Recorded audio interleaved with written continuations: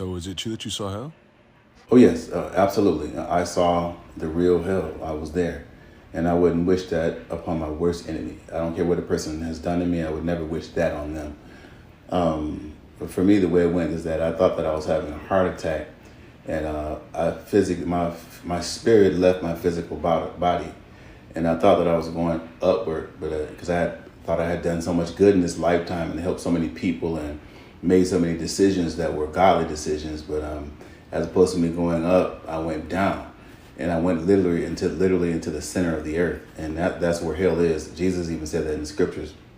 He says, just as Jonah was 3 days and 3 nights in the belly of a whale, so shall the Son of Man be 3 days and 3 nights in the belly of the earth, which is where hell is.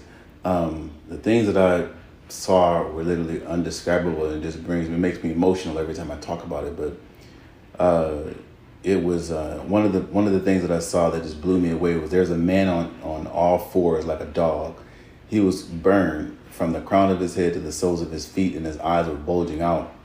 And what was worse than that is that he had a chain around his neck. So he was like a dog in hell. And what was even worse than that is that who was holding the chain? It was a demon holding the chain. And I knew because they're not said, they're known. It's like a telepathic communication. I knew that this demon was sent in this man's life to ride him from his childhood until the time that he died, because the demon knew that if I could stay in his life long enough on the earth, if I can keep getting him to not serve God and to make bad decisions on the earth, then I'll have power over him in hell, and he'll be a slave to me. So it's like twice a slave. It's like you're a slave on the earth to the things of the devil, and then in hell you're really like a tormented dog slave. And then there was another part that I experienced that just blew me away. It still baffles me to this day. There was a section in hell where music was playing, and it was the same music that we hear on the earth, but as opposed to entertainers singing it, the music demons were singing it. And it was some of the same lyrics that we hear here. And then again, things like I said, that things are not telepathically. Things are telepathically known there. I knew that on Earth, a lot of the lyrics and the music and the songs are inspired by demons. So sometimes when people smoke to get high and to get lyrics and to get verses and rappers and all those things. So in a lot of music, people actually smoke to get high, to get verses and to get bars and to be hot and to be fresh and to get that swag. But when they open themselves up to a false high, it's like illegal access into the spirit realm. They actually come in contact with demons who give them lyrics for the purpose of controlling people on the earth. So here, music is for like to get over a breakup. Don't worry, be happy. I busted windows out your car, or under my umbrella, or whatever. Every lyric to every song is to torment you as to the fact that you didn't worship God through music when you were on the earth. So it's like, you had a chance to worship him in church and worship him at home and worship him through music, but you chose to worship Satan by repeating the lyrics that he inspired to come into the earth.